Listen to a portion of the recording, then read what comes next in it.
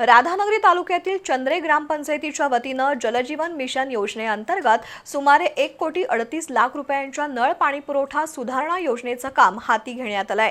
मात्र सार्वजनिक बांधकाम विभागाकडून होणाऱ्या अडथळ्यांमुळे ही महत्त्वाची योजना गेल्या 3 वर्षांपासून रखडल्याची बाब समोर आली आहे। गावातील मुख्य रस्त्यालगत नवीन पाईपलाईन टाकण्याचा प्रस्ताव ग्रामपंचायतीनं तयार केलाय। मात्र रस्ता खोदण्यास विरोध करत सार्वजनिक बांधकाम विभागानं ग्रामपंचायतीला तब्बल 17,80,000 रुपये भरण्याची नोटीस बजावली आहे। त्यामुळे पाणी पुरवठा योजनेच्या कामावर प्रश्नचिन्ह निर्माण झालं असून ग्रामस्थांमध्ये संतापाची लाट उसळली आहे।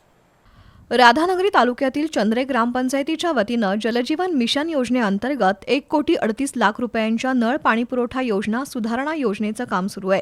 या कामाअंतर्गत गावातील मुख्य रस्त्याशेजारील नवीन पाईपलाईन टाकण्याचा प्रस्ताव आहे। मात्र रस्ता खोदल्यास 17,80,000 रुपये भरण्याची नोटीस सार्वजनिक बांधकाम विभागानं ग्रामपंचायतीला पाठवली आहे। त्यामुळे गावात ग्रामस्थांना स्वच्छ आणि मुबलक पिण्याचं पाणी मिळणं अवघड झालंय। दरम्यान पूर्वीची पिण्याच्या पाण्याची पाईपलाईन याच मुख्य रस्त्यातून टाकण्यात आली होती। अलीकडे रस्त्याचं रुंदीकरण झाल्यानं नवीन पाईपलाईन साईड पट्टीतून टाकावी लागतेय। त्यासाठी आवश्यक असलेली खुदाई ग्रामपंचायत करण्यास तयार असतानाही संबंधित विभागानं आक्षेप घेतल्यानं काम ठप्प झालंय। विशेष म्हणजे मुख्य रस्त्याचं काम करताना जुन्या पाईपलाईनला अनेक ठिकाणी गळती लागल्याचंही समोर आलंय। परिणामी काही भागात दूषित पाणीपुरवठा होत असून साथीचे आजार पसरण्याची भीती व्यक्त होतीये।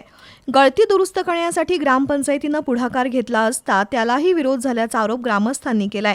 शासनानं प्रत्येक नागरिकाला स्वच्छ आणि मुबलक पिण्याचं पाणी उपलब्ध करून देण्यासाठी जलजीवन मिशन सारखी महत्त्वाकांक्षी योजना राबवली आहे। मात्र सार्वजनिक बांधकाम विभागाच्या अडमुठ्या भूमिकेमुळे चंद्रे गावात ही योजना प्रत्यक्षात येण्यास अडथळे निर्माण झालेत। दरम्यान सरपंच प्रभाकर पाटील हे पालकमंत्री प्रकाश आंबेडकर यांची भेट घेऊन या प्रकरणाची सविस्तर माहिती देणार असून नवीन पाईपलाईन टाकण्यास विरोध सुरूच राहिल्यास सार्वजनिक बांधकाम विभागाच्या कार्यालयासमोर आमरण उपोषणाचा इशाराही त्यांनी दिलाय।